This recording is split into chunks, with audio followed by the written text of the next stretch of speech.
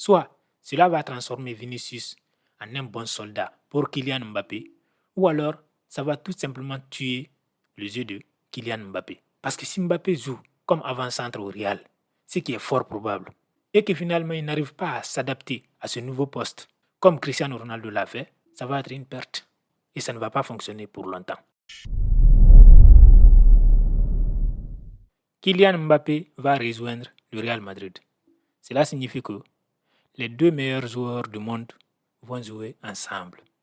C'est comme si, il y a 10 ans, il y a 5 ans, tu faisais jouer Lionel Messi et Cristiano Ronaldo dans la même équipe. Peut-être que pour le plaisir du foot, on avait besoin de voir ça. Mais il faut reconnaître une chose. Si cela avait été le cas, ni l'un ni l'autre n'aurait remporté autant de ballons d'or. Ces deux joueurs allaient se neutraliser mutuellement. Pourquoi? Parce que on ne peut pas avoir deux capitaines dans un bateau.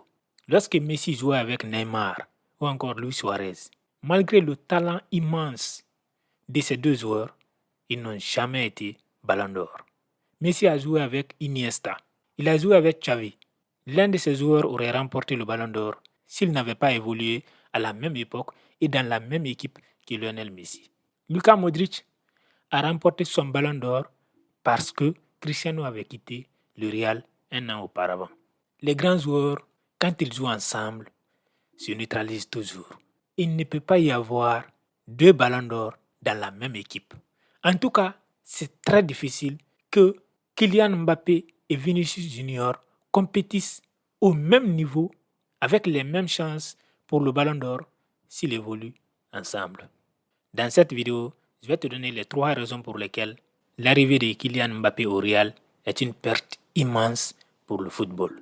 La première raison pour laquelle faire jouer Kylian Mbappé et Vinicius Junior ensemble va être une perte énorme pour le football, c'est parce que c'est probablement les deux meilleurs joueurs de cette nouvelle génération qui vont être mis ensemble. Et donc, il est fort probable que l'un ou l'autre va avoir son rendement réduit. On ne peut pas avoir deux capitaines dans un bateau. Ce sera soit Kylian Mbappé qui va être mis en avant ou Vinicius Junior. Qu'on ne se trompe pas, peu importe comment la médiatisation de Erling Haaland va le faire passer pour un grand joueur, il n'est pas au niveau de Vinicius aujourd'hui. Il n'est pas au niveau de Kylian Mbappé. Kylian Mbappé et Vinicius ont des caractéristiques que seuls Kylian Mbappé et Vinicius ont. Bien évidemment, ils n'ont pas le style de jeu identique. Mbappé est clinical, il a besoin du ballon et peu importe la position où il a le ballon, il peut toujours marquer. De loin ou de près, il peut marquer le but. Sa puissance de frappe et sa précision ne peut être comparée qu'à la précision et à la puissance de frappe de Cristiano Ronaldo. Il y a deux choses qui manquent à Kylian Mbappé. S'il avait ces deux, aujourd'hui, il n'y aurait pas eu de débat entre lui et Vinicius ou encore Erling Haaland. C'est le coup de pied arrêté et le jeu de tête. Kylian Mbappé ne met pas de coups de tête. Kylian Mbappé ne tire pas de coups francs. Si Mbappé était capable d'avoir des statistiques honorables dans l'un de ces domaines, il serait aujourd'hui indéniablement considéré comme étant le meilleur joueur de cette nouvelle génération. Mais étant donné que son jeu est limité à son pied, étant donné que sa capacité de faire la différence ne se fait qu'avec ses deux pieds, alors Vinicius Junior peut s'asseoir à la table de Kylian Mbappé. Parce que Vinicius Junior aussi a les mêmes atouts. À la différence que, en 1 contre 1, il n'y a pas un joueur au monde qui dépasse Vinicius Junior. En 1 contre 1, savoir et surtout être capable de faire la différence en un clin d'œil dans un match serré ou dans un match où son équipe est totalement dominée, il n'y a que Vinicius qui peut faire ça aujourd'hui. Il a démontré ça au cours de cette saison 2023-2024. Donc, faire évoluer Kylian Mbappé et Vinicius Junior, soit cela va transformer Vinicius en un bon soldat pour Kylian Mbappé, ou alors ça va tout simplement tuer le jeu de Kylian Mbappé. Parce que si Mbappé joue comme avant-centre au Real, ce qui est fort probable, et que finalement il n'arrive pas à s'adapter à ce nouveau poste, comme Cristiano Ronaldo l'a fait, ça va être une perte et ça ne va pas fonctionner pour longtemps. Si Vinicius Junior doit finalement quitter son poste de prédilection pour que Kylian Mbappé puisse mieux s'exprimer, Nous savons tous que Vinicius dans l'axe, ça ne peut pas fonctionner comme Vinicius à gauche. Donc, moi je doute fort que ces deux joueurs arrivent à performer à leur meilleur niveau possible. Ce qui aurait été possible s'ils évoluaient dans deux équipes différentes. Le Real va éventuellement avoir l'équipe remplie de stars. Mais est-ce que ça va servir le foot?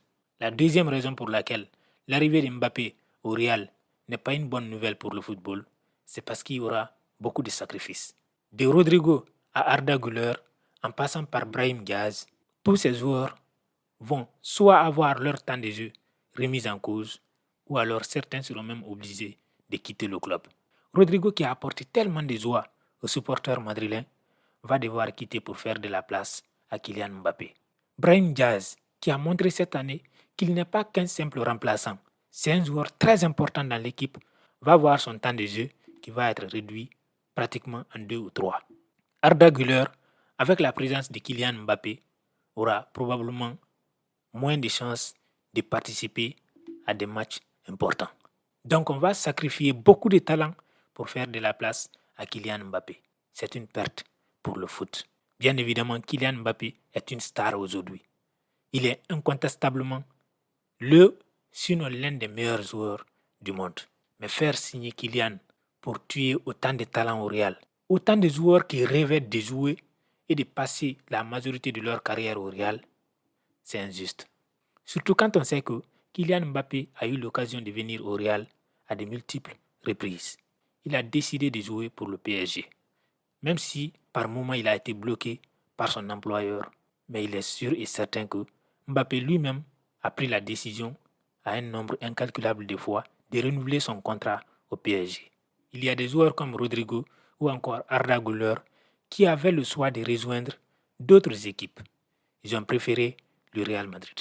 Et on va les sacrifier pour faire de la place à Kylian Mbappé. Malgré leur histoire dans le club, c'est triste et c'est injuste. La troisième conséquence de la signature de Mbappé au Real, c'est que ça pourrait créer un déséquilibre dans l'équipe. La plupart des gens pensent que pour gagner des matchs importants, il faut avoir les meilleurs attaquants du monde. Non, le PSG avait récemment les meilleurs attaquants du monde. Ils avaient Lionel Messi, Neymar et Kylian Mbappé. Dans la même équipe, ils n'ont pas remporté la Ligue des Champions. Ils ont eu à un moment donné Kylian Mbappé, Cavani et Neymar dans la même équipe.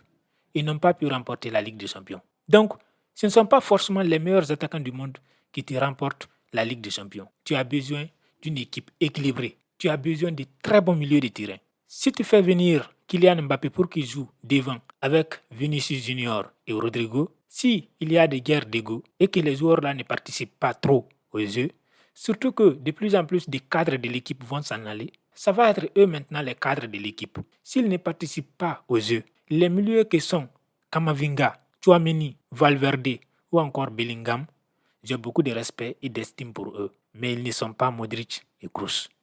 Ils n'ont pas la même vision des jeux que ces joueurs-là. Pour que les attaquants marquent, il faut que les milieux créent des ouvertures.